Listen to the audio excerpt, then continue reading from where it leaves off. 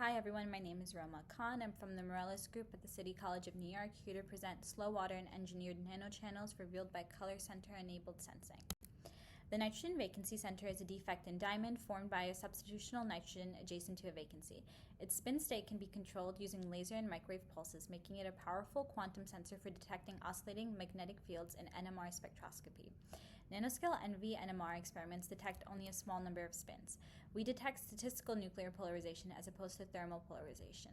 The NV center is atomic size, enabling close proximity to the sample nuclei.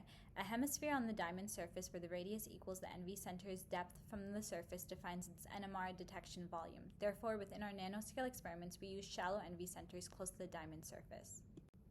In our experiments, we performed NV NMR on water molecules confined within 185 nanometer wide, 5 nanometer tall channels formed between the surface of a diamond crystal and a suspended HBN flake to further understand the behavior of confined water at liquid-solid interfaces.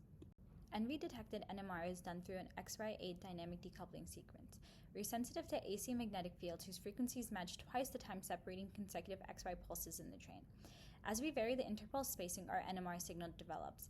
As you can see on the left, the dip is for proton within our engineered channels after filling. We did not observe proton signal outside of the channel region. The line width of our signal is dependent on the diffusion coefficient of our sample, giving us further understanding of the dynamics at play. Water molecules are expected to diffuse too fast to encode an observable signal. Using the self-diffusion coefficient of bulk water, we expect water molecules to leave the detection volume orders of magnitude faster than necessary for a detection. We are able to non-destructively refill the channels with water. Here's our NMR spectra before and after a refill. The small signal from before is most likely due to residual water from a previous fill. To further characterize water diffusion, we implement NV correlation spectroscopy using 2 consecutive pulse trains resonant with the proton Larmor frequency with some variable evolution time between them. The end result is the equivalent of FID.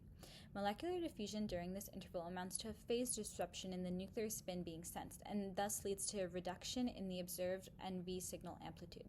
The overall decay of the signal can be seen to represent the system's diffusion time. We observe a nuclear spin coherence exceeding 25 microseconds of free evolution with no apparent decay, indicating slow diffusion times. A bimodal envelope is necessary to describe the measured time dependence with fast and slow diffusion constants orders of magnitude lower than the results expected for bulk water. Accumulation of charges on the surface may be an explanation of these slow and fast layers of water shown through molecular dynamics simulations we performed. For more NV NMR applications, check out the presentation by my colleague Dr. Kang Zhu, Probing Interfacial Water via Color Center-Enabled Spin Magnetometry.